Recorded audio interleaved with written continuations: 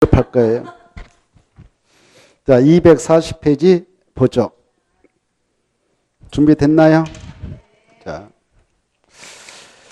240페이지 보면 주택건설 촉진 대책으로서 1. 국공유지 우선매각과 임대, 채비 매각 이것들이 나오죠.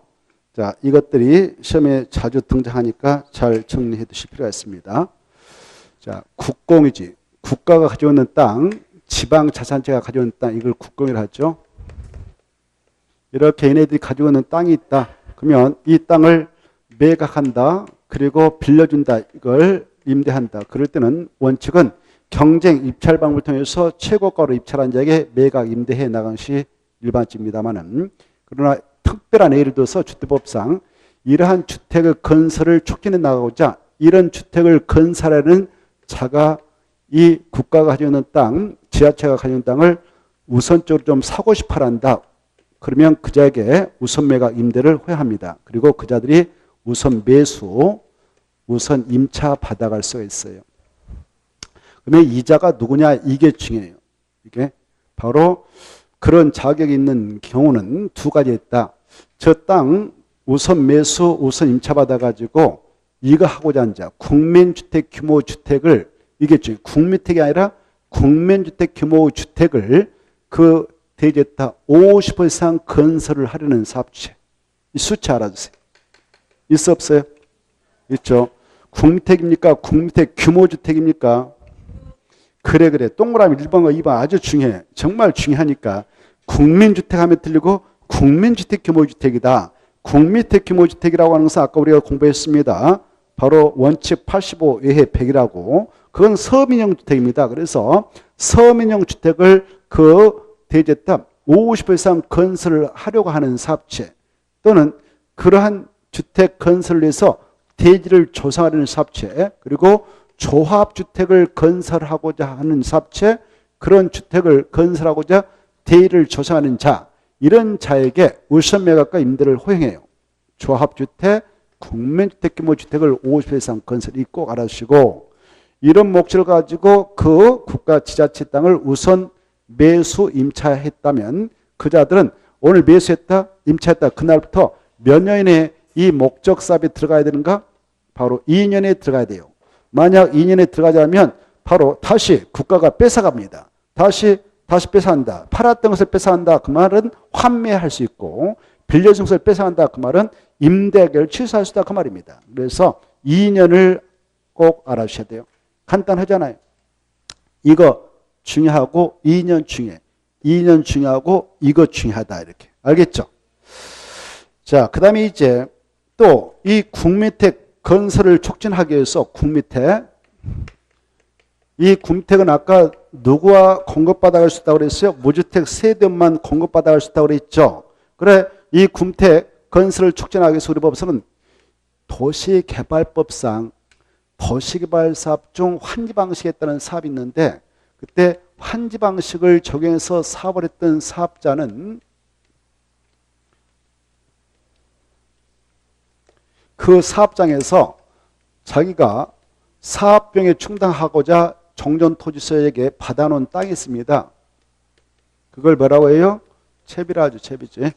이 채비를 가지고 있는 도시개발법상 사업시행자는 이 채비를 국민택 용도로 좀 쓸 테니까 우리한테 파세요라는 사업체가 나오면 그런 사업체에 이 채비를 우선 매각을 할 수 있어요. 이렇게 팔도 된다. 이해돼요?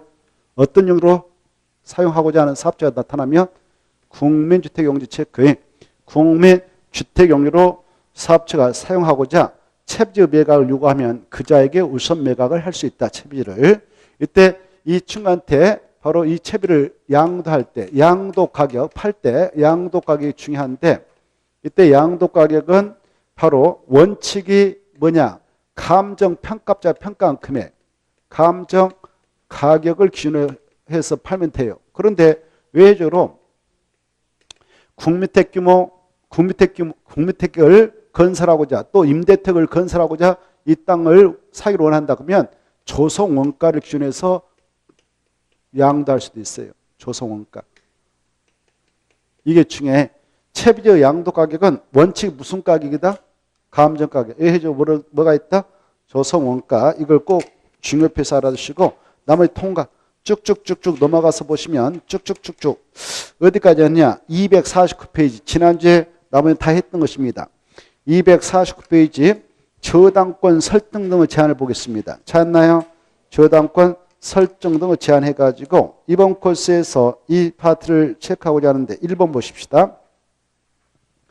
이 주택법상 이 사업계획서를 얻어서 사업계획 승인을 받아서 여기다가 주택을 건설하려는 사업주 있잖아요. 이때 사업계획 승인을 신청하려면 주택 건설을 위해서 사업계획 승인을 시하려면 이 사업체는 원칙으로 대지 소유권을 확보해야 됩니다. 주택 건설을 위해서 사업계획 승인을 시하려면 대지 소유권을 확보해서 여기다 주택 건설할 테니까 사업계획 승인 좀 내주세요 해서 사업계획 승인 받아가죠. 그래서 이 대지는 사업주의 명의로 됩니다. 소유권자가 사업주가 돼요. 그리고 이제 사업계획 승인을 받아서 공사에 착수하게 된다. 그러면 착수하고 나서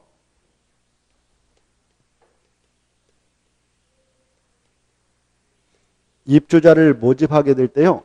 입주자 모집하겠습니다라고 승인 신청을 해요. 이때 입주자 모집 승인 신청은 시장소 구청장한테 승인 신청을 해서 승인 떨어졌다 그러면은 그때 입주자를 모집해요. 여기 봐봐요. 이때 입주자 모집할 때는 승인 신청에서 승인을 받아야 할 자가 누구냐? 바로 민간사업체, 등록사업자 같은 친구들이 등록사업자. 여기 봐봐요. 이 사업 주체가 국지공이다 그러면 입주자 모집할 때 승인받지 않아요. 국지공, 국가지방자치단체 그리고 한국토지공사, 지봉사 이네들은 공공사업체로서 시장, 군수, 구청장한테 가서 우리 입주자 모집할래요? 라고 승인청에서 승인받는 게 아니라 그 말. 이해돼요? 승인은 민간사업자가 사업할 때 승인받습니다. 그래서 자, 이 민간사업자, 이것은 민간사업자에게 적용하는 규정이에요. 이 민간사업자, 이 등록사업자. 그래, 입주자 모집 승인 시행해서 승인 받아야 입주자를 모집해. 이제 입주자를 모집했어. 모집해가지고 동호수 다 결정했어. 그러면 자, 여기 입주자 모집할 때 A도 B도 분양 시행해가지고 당첨이 됐어요. 동호수 다 결정 나왔어. 몇 동 몇 호. 그래서 얘네들 이제 계약금 넣고 뭐 중도금 넣고 이렇게 기다리고 공사 다 끝나면 소유권 넘겨받죠. 잔금 됐고. 이때 이자들을 이제 입주 예정자라고 그래. 뭐라 한다고? 입주 예정자들. 입주 예정자들 있단 말이에요. 이런 상황일 때 이 사업주 말이죠. 여기 자기의 명의로 돼 있잖아요. 주택 건설을 하게 한 대지는 자기 걸로 돼 있어. 소유권자가. 그리고 여기에다가요. 자, 지금 사업계획 승인 받아서 주택인 공동택을 건설한다. 가정해볼까? 101동을 건설 완료. 여기다 10동을 세운데 10동까지 세운다 합시다. 쫙 세운데 101동 건설하고 나서 필요하면 바로 이거 자기 명의로 주택 건설 공사가 끝났다. 건설 공사 완료됐다. 그러면 사업체가 자기 명의로 소유권 보존 등기를 해요. 소유권 보존 등기를 해요. 뭐 한다고? 소유권 보존 등기. 알겠죠? 자기 명의로 딱 한단 말. 자, 이런 상황일 때게 이 사업체가 말이죠. 사업체가 자기 명의로 다 됐다. 대지 소유권도 주택 건설할 수 있는 대지 소유권 자기 명의로 돼 있고 101동 세워놓고 자기 명의로 소유권 보증이 쳐놨단 말이에요. 이걸 기여로 해가지고 바로 이 사업자가 사업 도중 돈이 궁해서 모자한테 돈을 빌려다 쓰면서 채권자가 야, 너 믿을 수 없어. 부동산 있으면 저당권 설정해 줘라. 저당권. 네가 만약 이 돈 변제 기간이 들어있을 때 변제하지 못하면 내가 저당권실에서 경매에다 넣어버릴 테니까 저당권 하나 설정해 줘라. 이렇게 할 수도 있잖아요. 그렇죠?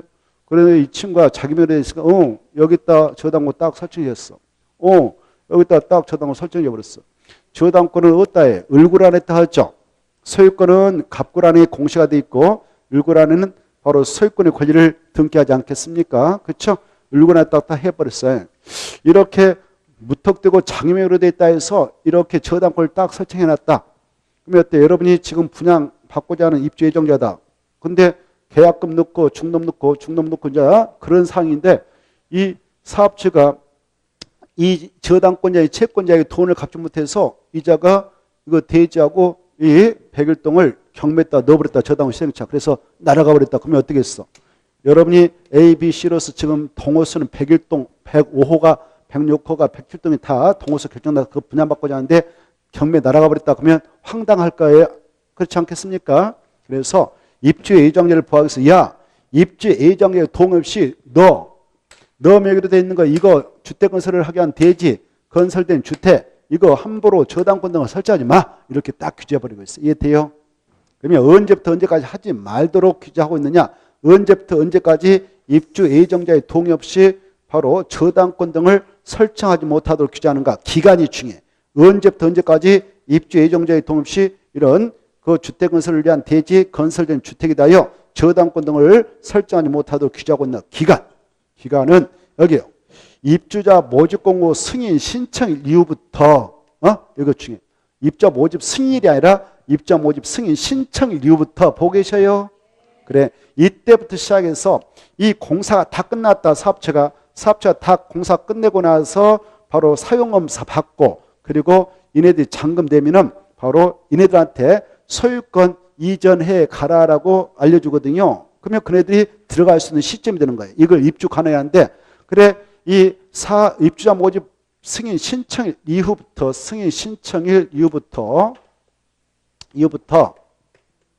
이 사업체가 여기 A, B, C는 입주 예정자에게 야 너네들 이제 주택 대지 소유권 이전시키 신청할 수 있어 라고 통보를 해줘요. 그렇게 소유권 이전 등기를 신청할 수 있는 날 이걸 약자로 이렇게 표현해. 소유권 이등기를 신청할 수 있는 날 이것을 약자로 입주 가능이라고 그래. 입주 가능이. 뭐라고 한다고? 입주 가능이. 입주 가능이. 소유권 이등기를 신청할 수 있는 날 이후 60일까지 기간 동안. 며칠까지요? 60일까지 기간 동안. 이 기간 동안 입주 예정자의 동의 없이 저당권 등을 하지 말아라. 설정하지 말라. 이렇게 규제하고 있습니다. 이게 어마어마하게 중요한 거예요. 이게 바로 언제부터 언제까지 이 사업 주체 이 친구는 입주 예정자 동의 없이 이렇게 저당권 등을 설정해서 안 되는가? 기간이 아주 중요해요. 이때 언제부터 언제까지다고요? 입주자 모집 승인이래요? 승인 신청이래요? 승인 신청이래. 승인 신청하고 승인 떨어지거든. 그때 입주자 모집 들어가거든. 승인하고 승인 신청은 달라요. 그래 입주자 모집 승인 신청 일부터 이 사업체가 이 입주 예정자에게 바로 그 주택 대지단 소유권 이등기를 신청할 수 있는 날을 통보하지 않겠습니까? 그 소유권 이등기 신청할 수 있는 날 이후 바로 60일까지 기간 동안은 그거 하지 못하도록 규제하고 있다. 이때 소유권 이등기를 신청할 수 있는 날이라는 것은 다른 말로 입주 가능한다. 잔금 지급이 아니다. 입주 가능을 말한다. 사업체가 입주 예정자에 통보한 입주 가능을 말합니다. 이 기간 이후 60일 동안 바로 입주 예정자 동의 없이 하지 못하도록 규제한다. 그러면 이 기간 동안 이 입주 예정자 동의 없이 무엇을 하지 못하도록 하느냐? 저당권 설치하지 말라. 뭐 하지 말라? 저당권 설치하지 말라. 그리고 가등기 담보권 같은 바로 담보물권 설치하지 말라. 그리고 야 전세권도 설치하지 말라. 그리고 지상권도 설치하지 말라. 땅에 대해서 지상권도 설치하지 말라. 그리고 이 부동산 임차권은 채권의 일종이거든. 이것은 지금 이 물건인데 이 채권 일종인 부동산 임차권은 등기 없으면 제3자의 대항력이 없고요. 등기를 해놓으면 제3자의 대항력이 생기거든. 그래서 등기되는 여기다 체크해. 등기되는 부동산 임차권 설정하지 말라. 임차권 설정하지 말라. 보고 계셔요? 그 다음에 이 사업체가 이 대지 소유권을 완전히 다른 사람한테 줘버려. 이걸 바로 처분이라고 그래. 뭐라고 한다고? 처분. 처분할 때 두 가지가 있어. 여기 봐봐. 사업체가 이 대지단 소유권을 다른 사람한테 줄 때에 이 사업체가 자기 애인한테 그냥 공짜로 줘버린다. 이게 증여. 돈 받고 판다. 그럼 매매라고 그래. 이런 두 가지 방법을 통해서 처분한 거 하지 말라. 이거 중요해. 알겠죠? 매매도 안 된다. 증여도 안 된다. 이거 하지 말라. 이렇게 규정하고 있으니까 잘 헤아려 두시기 바랍니다. 아주 중요해요. 자, 이런 행위를 못하도록 하기 위해서 우리 이 법에서 사업주에 너 있잖아. 바로 이 대지에 대한 소유권, 그 건설된 주택에 대한 소유권 보호등기 할 때 등기, 소유권 등기 바로 밑에다가 부등기 해라. 이 대지라든가 건설주택은 입주 예정지에 도움 없이 아까 제한물건 같은 거, 가압류, 가처분 목적물로 삼을 수 없다라고 아예 부기에서 딱 못을 박아놔라. 그래서 등기 보면 누구나 알 수 있도록 해놔라 이렇게 하고 있거든요. 그걸 부기등기 의무라고 그래. 이때 부기등기 순위는 주등기 순위에 따르니까 부기등기가 있고 난 이후에 이런 등기는 다 후순으로 밀려나가지고 그것들은 다 무효 처리해버리겠다 이렇게 하고 있어요. 뭐 하겠다고? 무효 처리해서 입주 예정지를 보호해주겠다 이렇게 하고 있습니다. 이때 봐봐. 부기등기는 언제 하느냐? 부기등기를 해야 되는 시점. 여기 봐봐. 부기등기를 해야 되는 시점은 사업체가 주택을 건설하는 이 대지에 대해서는 바로 자기가 바로 입주자 모집 승인 신청을 할 거 아니에요? 입주자 모집 승인 신청과 동시에 이 대지에 부기등기를 해야 돼요. 알겠나요? 부기등기. 주택 건설 대지에 대해서는 언제 부기등기 하고요? 입주자 모집 공고 승인 신청과 동시에 해라. 그리고 100일 동안 이 건설된 주택에 대해서는 자기 명의로 소유권 보호등기 신청할 건데 소유권 보호등기와 동시에 부등기 해놔라 이렇게 하고 있어요. 이해되죠? 잘 받으세요. 수치, 그 짝짓기 언제 하는가? 알겠죠? 자, 그 다음에 이때 이 부기등기를 하게 되었다. 부기등기를 하게 된 이후에 다른 등기가 들어가면 그것은 다 후순위가 돼서 그것들은 마지막에 봐봐요. 가로 2번. 무효란다, 유효다. 마지막에 두째 줄. 무효. 거기다 체크. 다만 이 사업주 봐봐요. 사업주의 경영부실로 여기 봐봐요. 사업주의 경영부실로 바로 이 입주 예정자들이 이걸 소유권을 넘겨받았다. 그때는 무효다, 유효하다? 그때는 유효하다. 그때는 누가 넘겨받을 때는 유효하다고 입주 예정자들이 소유권을 넘겨받은 것은 유효하다. 이렇게 알아두세요. 이해된가요? 이해가 됐으면 좋겠어요. 여러분은 꼼꼼하게 잘 설명 듣고 읽어두시기 바랍니다. 읽어두시기 바랍니다.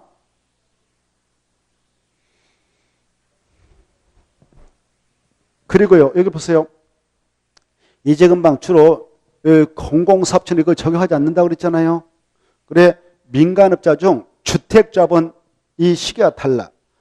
이 사업주제 중 주택자본 입주자 모집 승인 신청이 없어.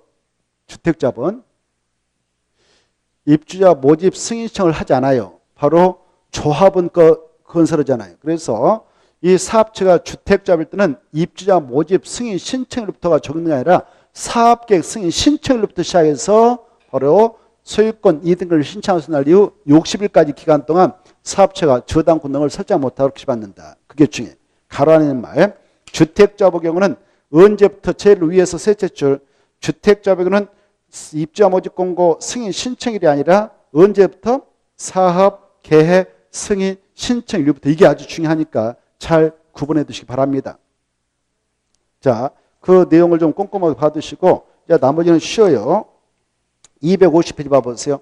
250페이지 보면 이 주택 공급 질서 교란 행위 금지가 나오죠. 이 파트에서는 꼭 한 문제 나옵니다. 그 내용이 바로 가로 1번, 가로 1, 2번, 2번, 3번, 3번에 1, 2, 3, 4 오른쪽 형사처벌까지가 한 묶음이죠. 여기서는 반드시 한 문제가 출제되니까 그거 잘 체크해서 맞췄으면 좋겠습니다.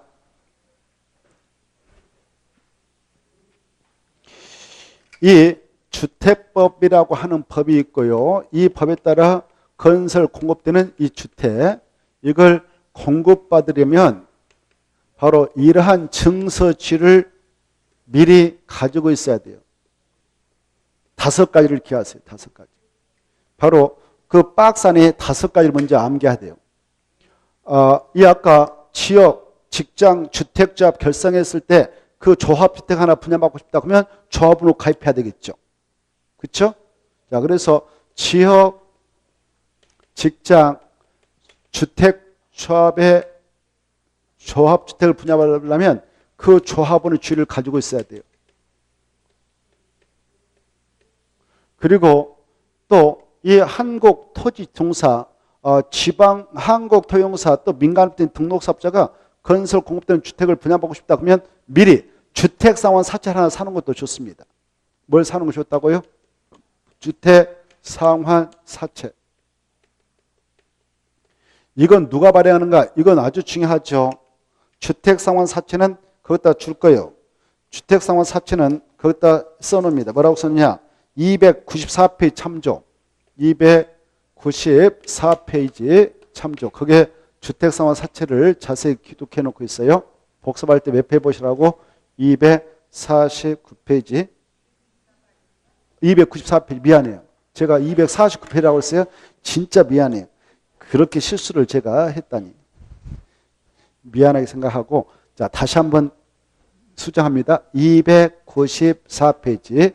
자, 거기 보면 나오니까 이 주택상환 사채는 별도로 한 문제감입니다. 아주 중요해요. 알겠죠?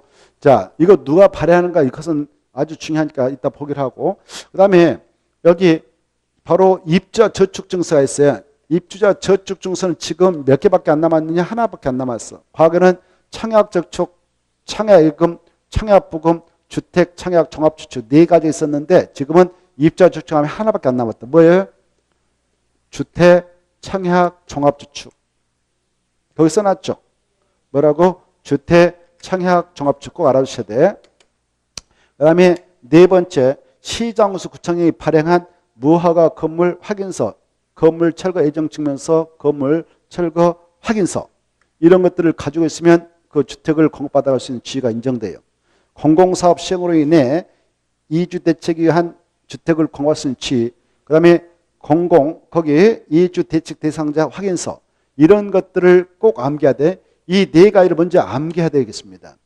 이런 증서 지위는 바로 주택법상 건설 공급되는 주택을 공급받아갈 수 있는 지위 증서라고 해요. 이런 자들에게 우선적으로 주택을 공급해 주게 됩니다. 그래, 이런 증서 지위를 가지고 있는 자가 A라 합시다. A가 있는데 A가 이걸 마음대로 B한테 그 지위를 넘겨준다. 그럼 이것은 주택 공급세를 교란케 하니까 하지 말라 이겁니다. 넘겨준다 양도, 넘겨받는다 양수라는데요. 양도, 양수 할 때에 이 친구가 이 친구한테 돈 받고 넘겨준다 이걸 매매를 하고요. 이거 하지 말라 이렇게 하고 있어요. 공짜로 그냥 애인여가지고 공짜로 줘본다 이거 증여를 합니다. 증여도 하지 말라 이겁니다. 그리고 이 매매라든가 증여를 가운데서 알선하는 행위도 하지 말라 이겁니다. 알선하기 위한 강구행위 하지 말라 이겁니다. 그래서 네 가지를 금하고 있어요. 야, 매매하지 마, 증여하지 마, 알선하지 마, 강구행위하지 마. 이거 중요해. 이해돼요? 네 개를 달달달 네 개. 무엇을 금지시키는가? 매매, 증여, 알선, 강구행위 금지되고 있다. 알겠나요? 거기 써놨습니다. 아주 그냥 공부하기 써놨습니다. 그 박스에 보면 양도 양수에서 매매, 증여와 알선, 강구행위 금지되는 증서 지위 해가지고 나와 있잖아요. 그래 금지된 행위 네 가지 있다. 그러나 여기 봐봐. A가 지금 이런 주택을 공부할 수 있는 증서지를 가지고 있는데 아까 봐봐요. 지역주택자 하나 분양받으려 A가 아까 자격권 지역주택자 분양받으려면 아까 두 가지 조건을 충족해야 조합이 되어서 조합주택 분양받을 수 있다고 했죠. 6개월에서 거주하고 있는 지역주민일 거, 무주택자인 지역주민이나 주택자로서 85제곱미터 이하인 주택 한 채를 가지고 있는 지역주민인 세대주가 들어가서 조합은 돼가지고 조합주택 분양받을 수 있다고 했잖아요. 그쵸? 그랬잖아요. 그런 조합원의 지위를 A가 지금 가지고 있습니다. 근데 아버지가 A고 A의 아들이 있는데 아버지가 갑자기 조합주택 분양받기 전에 계약금 중도가 냈는데 갑자기 사망하셨어. 그때 사망으로 인해서 아버지의 조합원 지위는 자식이 상속을 통해서 넘겨받게 돼요. 이때 상속을 통해서 조합원 지위를 넘겨받던 아들은 무슨 주택공급세를 교란케 하려고 했어요? 아니면 법적 상속이 있어서 자동 넘어온 거예요? 법적 상속이 있어서 바로 넘어온 거 아닙니까? 이때는 주택 공급세를 교란케 했다고 보지 않으니까 상속은 허용하겠다 그 말입니다. 알겠나요? 중에 상속은 이것들 5가지 지위 증서의 상속은 금지된다 허용된다? 허용되고 그 다음에 A라는 아버지가 그대로 살아계셔가지고 바로 계약금, 중도금 넣고 잔금을 넣어야 되겠는데 돈이 없어. 그래서 동호수도 이미 결정 났으니까 은행하고 합의하에 저당 설정하고 돈 융통해서 갖다 집어넣고 소유권 넘겨받을 수 있다. 그래서 저당까지는 허용됩니다.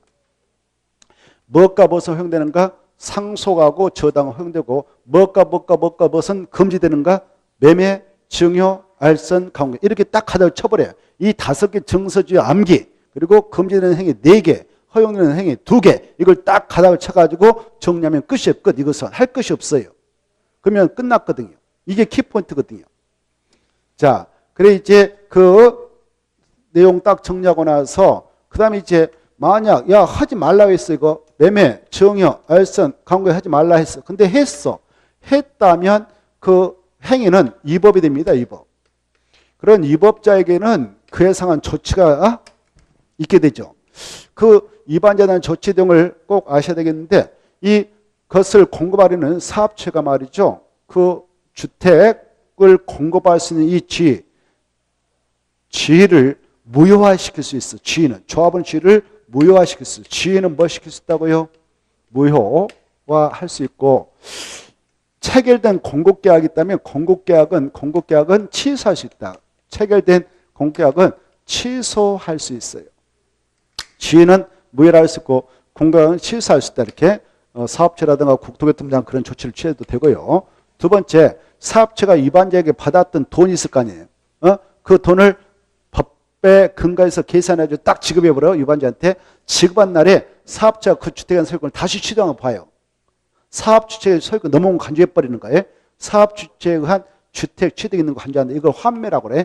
환매가 가능해버려요. 그 다음에 받았던 돈을 지급하고 나서 위반자에게 나가라고 이삿짐 들고 왔다면 퇴거를 명할 수 있어요. 그 다음에 세 번째, 이 위법자에게 이 사업 주체가 아닌 국토교통부 장관께서 야 너는 주택법상 주택을 공급할 수 있는 이 지위를 10년간 제한해버리겠다라고 하면 끝이에요. 그러면 10년 동안 주택법에 따라 공급되는 주택은 분양받지 못합니다. 몇 년 동안 입주 자격을 제한할 수 있느냐? 그래, 10년간 입주 자격을 제한할 수 있습니다. 국토교통부 장관이 10년. 그 다음에 형사고발 해버려. 그러면 수사기관 잡으러 올 거란 말이에요. 그러면 이 위법자는 바로 어마어마하게 셉니다. 벌칙이 3년 이하의 징역, 그 다음에 3천만 원 이하의 벌금에 처한다. 3사입니다. 3사마다. 그래 2년 2천 금 들겠습니다. 이건 달달달 해야 돼. 할 것도 없잖아요. 할 것도 없죠. 그대로. 자, 꼭 받으세요. 공법은 걱정하지 마세요. 걱정하지 마시고 편안한 마음으로 수업 시간에 결석만 하면 돼요. 결석만 하면. 자, 그 다음에 제11조 보겠습니다. 투기과열주구.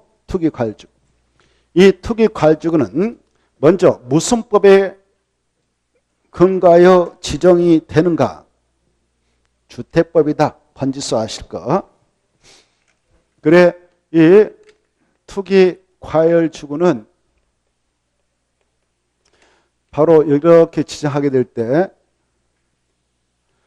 무슨 법에 근거하여 지정하는가? 주택법. 그래서 이것은 국토의 계획 및 이용에 관한 법령에 따라 토지용을 2차로 규제하기 위해서 정하는 용도지구는 아니다. 용도지구는 용도적의 여러 가지 행위자를 강화 또는 완화 적용하고자 그래서 용도적 기능을 증진하고자 도시군가로 결정해서 정하는 것이 용도지구였죠. 용도지구, 국토개법령상 용도지구라는 것은 9개가 있었습니다. 우리는 그걸 이미 머리에다 다 암기해놓고 있잖아요. 경고, 방방, 보치개, 특보 이렇게 우리는 기억을 해놓고 있습니다. 그런 용도주는 아니다. 투기과열주는 주택법에 있는 것으로서 국토개법령상 용도주가 아니다. 기억하시고 이것은 무슨 법에 근거해서 제한다고요? 주택법. 그럼 뭐 하려고 하냐? 바로 주택에 대한 투기과열을 억제하기 위해서 지정합니다. 그래서 주택가격 안정을 도모하기 위해서 토지가격이 아니라 주택가격 안정을 도모하기 위해서 지정을 합니다.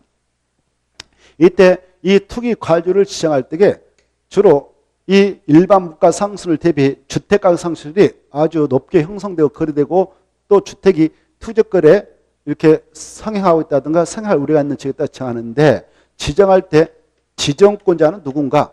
지정권자는 누구와 있습니까? 바로 국토교통부 장관하고 시도사가 지정할 수가 있어요. 이때 이 국토교통부 장관이 여기다 이렇게 지정하려고 한다 하면 봐보세요. 지정을 하고 해제할 수 있는 권한을 행사할 때에 미리 그 지역의 시도사의 사의 의견을 미리 듣습니다. 이렇게. 알겠죠? 이걸 아셔야 돼요. 의견 드려야 한다. 근데 시도사가 만약 지정하고 해제할 때는 국장과 미리 협의해야 돼. 이게 협의해야 돼. 이렇게. 협의. 알겠죠? 이 관계를 잘 꿰뚫고 계셔야 돼요. 그래 이제 투기 과일주가 지정이 되었다. 투기 과일주가 지정이 되면은 여기 봐보세요. 이 안에서는 여기가 지금 저 서울특별시 저 A구라 합시다. A구에다 통째로 오늘 투기 과일주다라고 칭했어. 지정했을 때 효과는 이 투기 과일주다라고 지정 고시 후에 그 안에서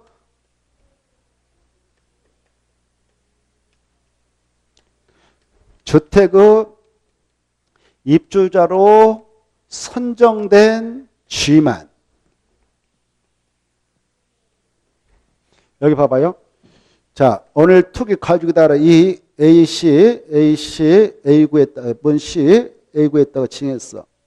근데 오늘 징이 끝난 후부터 그 안에서 신규로 주택의 입주로 선정된 G가 있어. 자, 여러분이 여기 A 건설회사에서 무슨 아파트 건설 공부하겠다라고 분양을 하게 됐어요. 그래서 분양 신청할 수 있는 자격에서 분양 신청했더니만 당첨이 돼서 101동 101호 이렇게 동호수가 결정 나서 그러면 입주로 선정된 G 이렇게 표현해. 뭐라고 한다고? 입주로 선정된 G.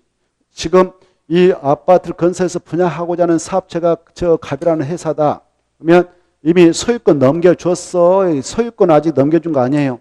넘겨준 거요. 아직 건설도 안 됐는데 무슨 소유권이 넘어왔겠어. 그렇죠? 자, 이렇게 입주로 이렇게 당첨되면 이렇게 표현해. 주택의 입주로 선정된 G라고. 이해돼요? 이것을 일상에서는 분양권 그래. 분양권. 뭐라고 한다고? 우리 공법에서 이렇게 길어. 표현이. 주택 입주로 선정된 G. 또 입주권 이렇게도 하고. 근데 일상에서 뭐라고 한다고? 분양권.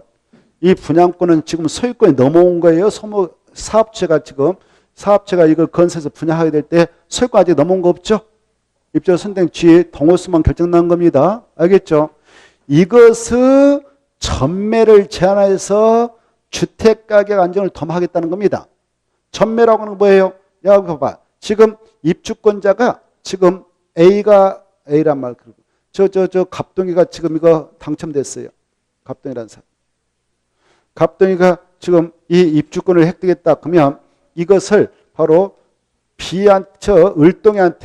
을순이한테 이 분양권의 명의를 넘겨주는 것을 전매라고 그래. 알겠죠? 전매.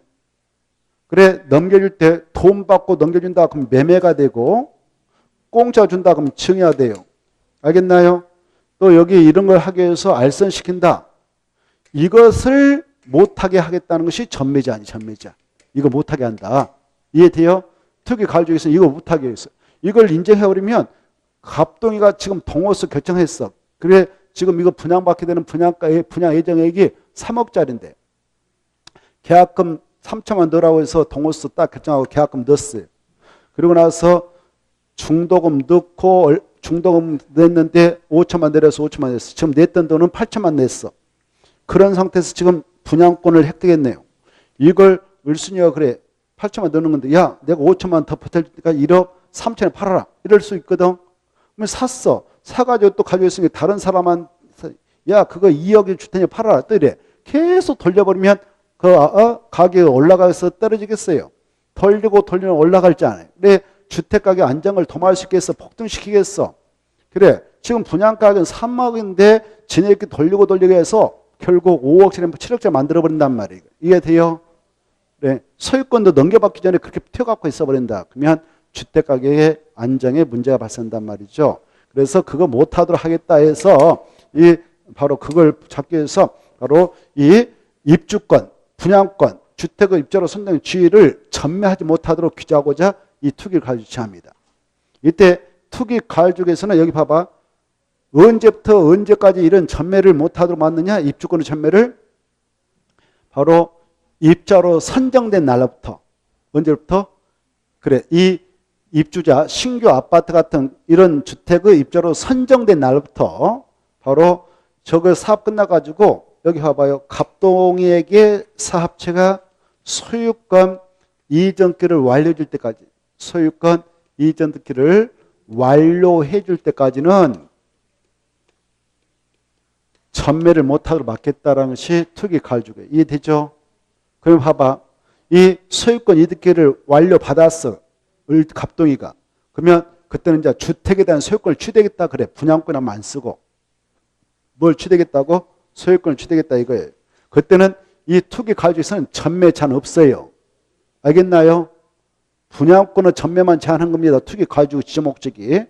근데 여기 사업체가 입주로 선정된 날부터 시작해서 소유권 이전 등기를 완료해야 될까지 5년이 초과해오고 있는데 사업을 진행시켜서 5년 지나고 있는데 아직도 이 갑동이한테 소유권 이득을 완료하지 않고 있어. 그러면 5년 초과하면은 그 입주권 전매가 풀려요. 그래서 팔도 된다 이렇게 하셔. 몇 년 지나버리면 전매가 풀린다고? 5년 지나면. 이해됐죠? 이렇게 알아주시면 좋겠습니다. 자, 그리고 말입니다. 여기 봐봐. 이 전매 제한을 받게 되는 경우라도 그 입주권은 바로 상속이 이루어진다. 이 갑동이가 지금 아직 소유권 이득을 완료받지 못했지만은 갑자기 돌아가셨어. 자식이 하나 있어요. 그래서 이 입주권의 소유권, 입주권의 그 명의가 자식한테 상속으로 넘어간다. 그때는 상속으로 넘어간 것은 허용해요. 이건 어때요? 주택가격 안정을 위협한 거 아니잖아요. 그렇죠? 법적 상속에 넘어갈 때. 그래, 상속까지 금지된다, 허용된다? 허용된다. 이렇게 하시고. 이해되죠? 상속을 허용한다. 이렇게 하시고. 무엇을 금한다고? 매매, 증여, 알선 못하게 한다. 하지 말라고 했는데 했어. 이 전매 제한 기간 동안 했어. 하다 걸리면 그 걸린 자들은 엄벌에 처합니다. 3년 이하 징역 또는 3천만 원 범죄한다. 이렇게 하시고. 그러나 여기 봐봐. 이 갑동이라는 사람이 지금 입주권을 전매 제한을 받는 기간 중에 있어요. 이게 봐봐요. 전매 제한 기간 중에 있는데 7가지 사유가 발생했다. 법정된 7가지 사유가 발생하면은 이걸 공급하려는 사업 주체에게 그 사유 소명에서 도움이 받고 전매하고 나갈 수 있도록 허용하는 사유도 있다. 7가지. 몇 가지가 있다고? 7가지. 그 중에 시험에 잘 나오는 게 이거예요. 들어봐요. 지금 이 갑동이가 있는데 갑동이 세대원이 자기가 세대주고 자기가 아저씨 부인도 있고 애들 2명이 있어요. 그래서 4명이 같은 세대원인데 이 세대원 중 누군가에게 근무상 사정이 발생해서 직장이 이전을 하게 됐어. 지금 직장이 다른 데로 발령받아. 저기 뭐 수도권에 살고 계신 분이 제도로 발령받았다. 그러면 어때요? 세대원 저는 이사 갈 수도 있잖아요. 응? 그때 이사 갈 때 그 세대원 중 누군가의 근무상 사정, 질병, 치료차, 취약자, 결혼 문제 때문에 이런 문제 때문에 바로 불가피하게 다른 지역으로 이사를 가야겠다. 그때는 그 사유 소명해가지고 사업자한테 동의받으면 전매를 허용받고 나갈 수 있습니다. 그때는 어디로 이사가면 안 되느냐? 수도권으로 이사가면 안 되고 수도권이 아닌 다른 지역으로 이사갈 때만 전매를 허용시키고 있다. 이렇게 하셔. 알겠죠? 그 내용이 이렇게 가면 바로 나오거든요. 바로 넘어가면은 바로 그 내용이 어디에 나오냐? 보시면서 들어보시면 좋지 않겠습니까? 그 내용은 바로 250 바로 9페이지 나옵니다. 259페이지 박스 안에 그런 내용이 나와요. 박스 안에. 보고 계시죠? 전매 제한 기간 유지만 사업주의 동의하에 이런 7가지 사유 중 하나라도 발생하면 바로 전매가 허용된다 이거죠. 그때 수도권으로 이사갈 때는 안 되고 수도권이 아닌 다른 광역시 특별자도 시군으로 이사 가겠다. 그때는 전원이 가야 되지. 바로 전원이 아니라 일부만 가고 일부는 남아있다. 그러면 안 되는 거예요. 전원이란 말 중에. 그리고 세대원 전원이 여기 이 갑동이 세대원 전원이 상속받은 아버지 주택이 있다. 그러면 그래 이사 갈 때 전원이 이사 가겠다. 그러면 그 사유 소명에서 바로 이 입주권 분양권 팔고 나갈 수가 있어요. 전매가 허용된다. 그 말입니다. 그 다음에 이 세대원 전원이 해외로 이주 간다. 전원이 이주 간다. 이민 간다. 그 말이겠죠. 그때도. 또 세대원 전원이 가야 돼. 몇 년 이상 해외에 체류할 때도 가능한가? 2년. 1년 6개월 안 되고 2년. 전원이 가야 된다. 이거 꼭 그게 하시고. 그 다음에 이 지금 이 전매를 제한받고 있는데 입주권이고 갑동이가 분양받았습니다. 그런데 지금 전매 제한 기간 중에 부인하고 이혼을 하게 생겼어요. 그래서 부인이 입주권을 달라고 합니다. 안 주려고 했더니 소송 제기해가지고 재산분할 청구권을 행사해서 뺏어가게 되네요. 그때 배우자한테 이혼을 통해서 넘겨줄 때는 허용됩니다. 이때는 알겠죠? 그 다음에 자, 또 이 이혼을 하지 않았어. 갑동이가 지금 부인하고 같이 살고 있는데 갑동이가 자기 명의로 지금 단독 분양받게 되었어요. 지위를 획득했는데 갑자기 부인이 바로 남편 단독명의로 돼 있는 것을 전매 제한 기간 중에 바로 공동명의로 하자는 겁니다. 돈 안 주고 남편한테 그걸 일부 증여라고 그래. 뭐라 한다고? 일부 증여. 일부 증여. 공짜로 준다 이 말이죠. 명의를. 야, 집은 2분의 1씩 하자 이렇게 부인이 요구한다. 그때 배우자에게 일부 증여할 때는 허용됩니다. 알아두세요. 일부 증여. 7번 나왔을 거예요. 7번. 알겠죠?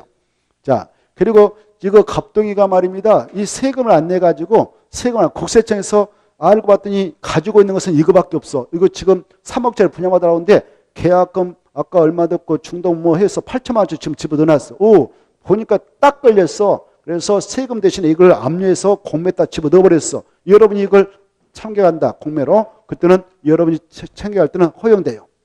공매로. 또 어떤 이 채권자가 갑동의 채권자가 돈을 안 갚고 있어서 변제한 돈인데 이 친구가 끝까지 속된 말 개기고 있어. 알아봤더니 재산 이거 가지고 있네 보니까 분양권. 이걸 바로 압류해서 경매에다 집어넣어버렸습니다. 여러분이 그걸 낙찰받았다 그러면 그때는 허용돼요. 그거 봐보세요. 읽어보시고. 자, 이 정도는 좀 알아두시기 바랍니다. 자, 다시 앞으로 가보세요. 앞으로 가셔서 투기과열주고. 투기과열주고는 251페이지 1번 꼭 읽어두시고 2번은 꼭 읽어두고 큰 글씨 협의 의견 드려야 한다. 그 다음에 가로 2번 이 투기과열주로 지정된 이곳 계속 그대로 유지할까 아니면 이걸 해지할까 이 여부는 몇 년마다 검토해서 국토교통위 결정하냐 1년마다 그게 2번입니다. 그 다음에 가로 3번 이 지역을 관할하고 있는 이 지자체장 이 지역을 관할하고 있는 지자체장은 여기 봐보세요. 이 지역을 관할하고 있는 시도사 이 지역을 관할하고 있는 시장수 구청장은요. 이 구역 좀 투기과열주에서 해제 좀 해주세요라고 해제 요청을 할 수 있어요. 가로 3번은 그건데 지금 거기에 해제 요청 그것다 줄까 봐. 지정 해제 요청 그것다 시장수 구청장이 풀어달라고 요청서를 낼 수 있어요. 이때 요청받았던 지정권자는 며칠 에 그 지정 해제 여부를 결정해서 요청한 지자체한테 결과를 통보해 주면 된가? 40일 이거 받으시고 그 다음에 여기 봐봐요. 투기과열주로 오늘 정했다 그러면 여기에 있는 기존 주택에 것까지 전매 제한을 한 거 아니에요. 기존 주택이 아니라 신규 입주권, 분양권 이것만 전매하는 것입니다. 전매 제한하는 것입니다. 별표 중에 별표. 그리고 별표 꼭 받으세요. 아까 했으니까 통과. 그리고 넘어가서 위에서 셋째 주까지 넷째 주 가까이 했으니까 통과. 그리고 박스 안에 있는 것이 여러 번 시험에 나왔는데 올해 나올 가능성 희박. 그래서 통과. 지정 기준적 있잖아요. 이게 여러 번 나왔는데 올해 나올 가능성 희박. 자, 253페이지 분양가 상한제 정책 이것도 좀 참고만 하시고 넘어가서 가로 4번은 꼭 아실 것. 가로 4번 보시면 분양가 상한제 적용을 받지 않는 주택 3개는 꼭 봐두셔. 이 도시형 생활택 중에 도시형 생활택을 건설 공간하는 사업체는 바로 분양가 자율화가 인정돼서 자기 마음대로 분양가 정해서 팔아먹어도 합법적이다. 그래서 분양가 상한제 적용을 받지 않는다. 그 다음에 세 번째가 중에 관광진흥법에 따라 지정되어 있는 관광특구가 있다. 관광특구안에서 몇 층 이상인 아파트 같은 공동택을 건축 분양할 때는 분양가 상한제를 적용받지 않기 때문에 고가로 만들어서 팔아도 합법적이냐? 50층. 우리 아파트 공동택의 화려한 모습을 보여주기 위해서 고가로 만들어서 팔아도 된다 이 말입니다. 몇 층 이상인 공동택 50층. 그때 공동택도 줄까 봐. 그거 공동택은 아파트가 내포돼 있어. 아파트. 주택으로 쓰는 층수가 5개층 이상인 공동택 아파트 아닙니까? 50층이면 아파트밖에 돼 있겠어요. 공동택 중. 이해돼요? 써놓으세요. 공동택이라고. 아파트라고. 공동택 밑에다 뭐라고 써라고? 아파트. 그래서 관광진흥법에 따라 지정되는 관광특구가 있다. 예컨대 저기 부산 해운도 앞바다 일부에다 관광특구다라고 칭해놨다. 거기다 아파트를 50층에서 건설해서 분양하는 친구가 있다. 그러면 그때는 고가로 바로 한 세대당 60억, 100억에서 팔아도 된다. 그 말이죠. 돈 많은 사람이 와서 사면 될 것이고. 알겠나요? 가슴은 그렇게 팔아먹고 있어요. 자, 그래 50층 이상이거나 높이가 150m 이상인 공동택이다. 이거 바로 두 가지 중 하나의 요건만 충족하면 분양가 상한제 적용을 받지 않기 때문에 분양가를 마음대로 정해서 팔아먹어도 합법적이다. 이렇게 봐두시고 2번은 참고로만 보시면 돼요. 자, 그 다음에 넘어가셔도 될 것 같고 254페이지 그래도 하나만 다시 앞으로 봐요. 253페이지 253페이지 보면 제일 위에 보면 분양가 상한제 정의태란 말이 있죠. 이 분양가 상한제 정의태란 것은 이렇게 공공택지에서 건설 공급되는 공동택의 경우는 바로 분양가 상한제의 적용이 있어요.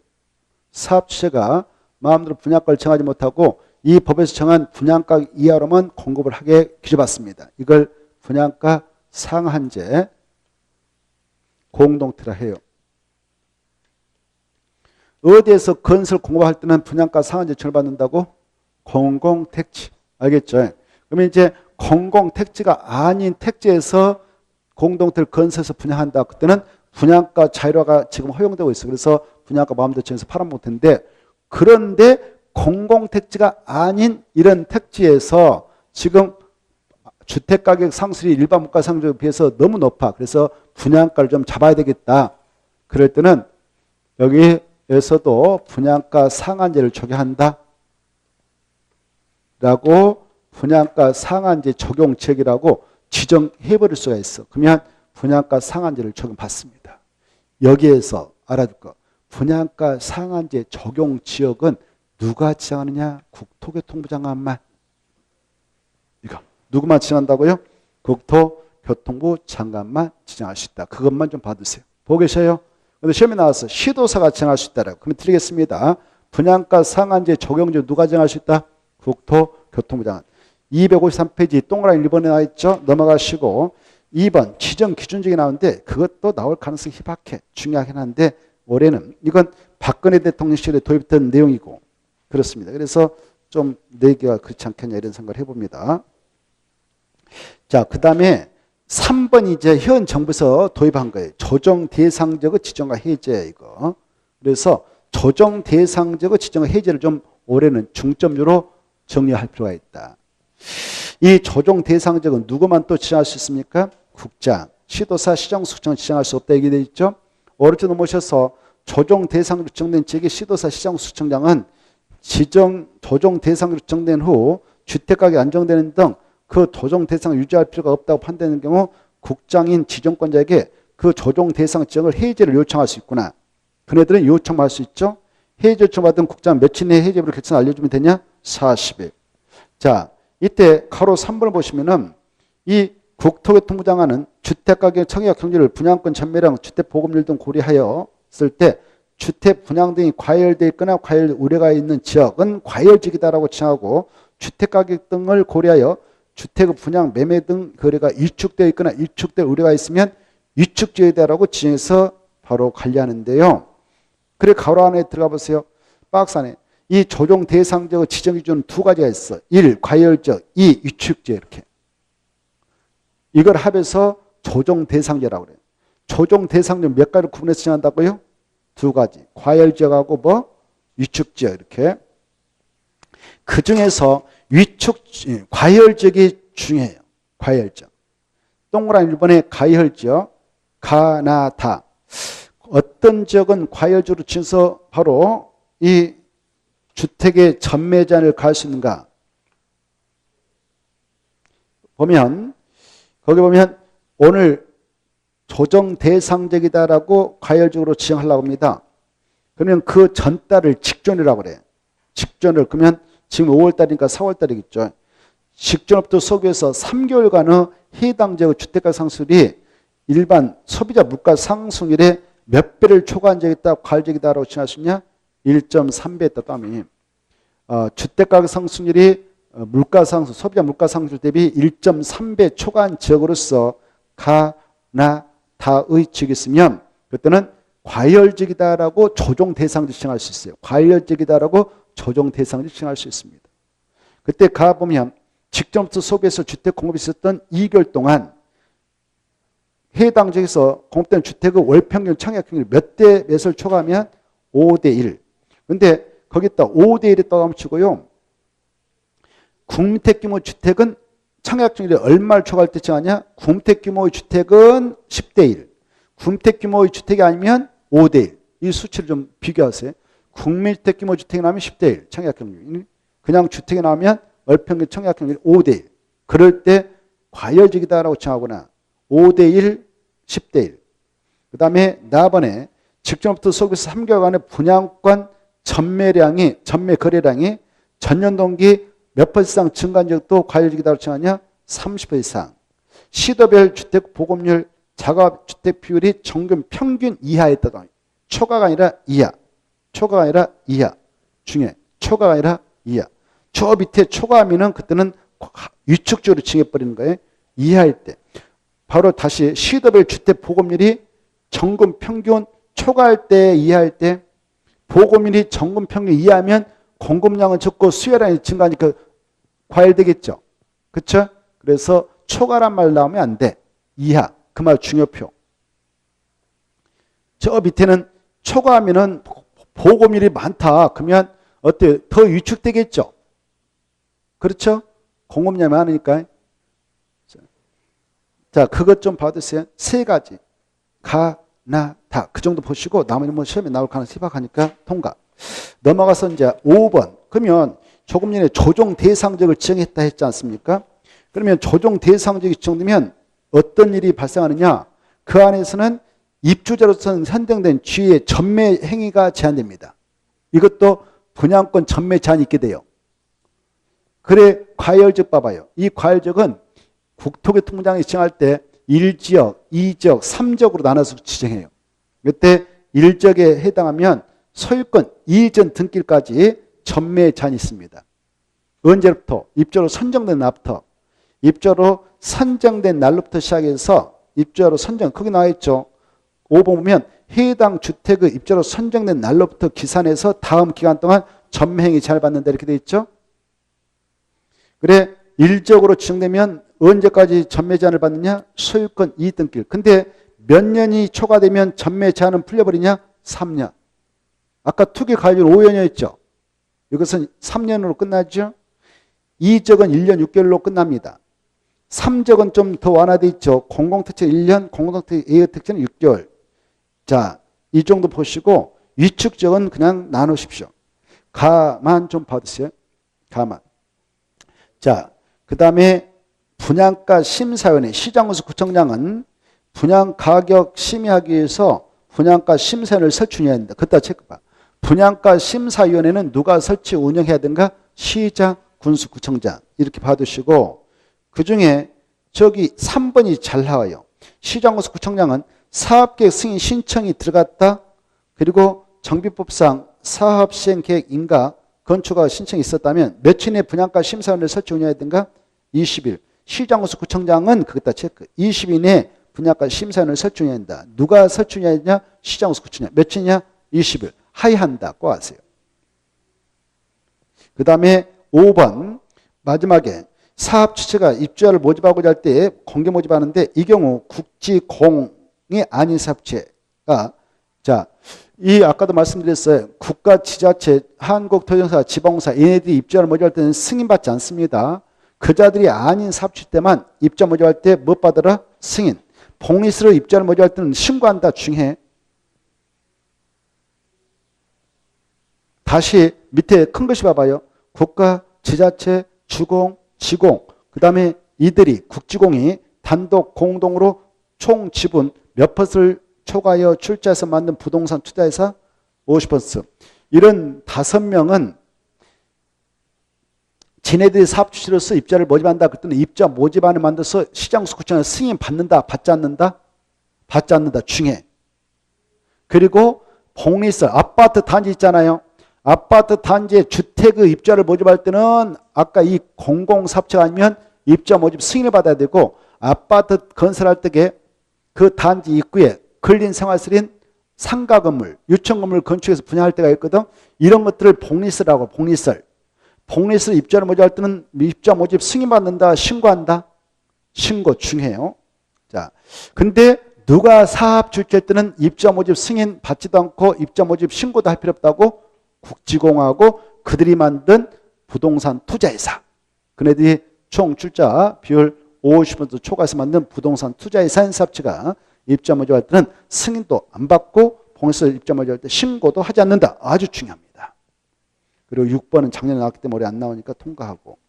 저 밑에 입자 저축 제일 밑에 아까 입자 저축이랑 하나밖에 안 남았다고 그랬어요. 무엇만 남았냐? 동그라미 2번 나와있죠. 입자 저축이란 국민주택과 민영주택을 공급받기 위해서 가입하는 무슨 주택 말한다? 주택 청약 종합주택을 말한다. 이 주택 청약 종합주택은 3번 한 사람이 한 계좌만 들어갈 수 있고 누구든지 가입할 수 있다. 체크. 마지막에 4번. 누구든지라는 것은 그자가 그자가 성년자든 미성년자든 그자가 세대주든 세대주 아닌 자든 그자가 유주택자든 무주택자든 불문하고 누구든지 가입할 수 있고 1인 1계좌만 들어갈 수가 있다. 이렇게 알아두시기 바랍니다. 그 다음에 넘어가서 보면 6번은 시험에 안 나오지만은 자, 주택 청약 종합저축 가입자는 매월 약정난 날에 약정된 금액을 납입하되 월 납입 금액은 얼마 이상 얼마 이하로 자른다. 아무리 적게 내도 달달이 2만 원. 아무리 많이 내고 싶어도 한 번에 팍 50만 원 초과하면 안 돼요. 알겠죠? 자, 그 다음에 주택사원 사채는 요약 제일로 뒤편에 있으니까 참고하세요. 이렇게 써놨죠? 294페이지 그렇게 써놨어요. 294페이지. 여러분들 힘드시니까 잠시 쉬었다가 좀 볼까요? 잠시 쉬었다가 보도록 하겠습니다.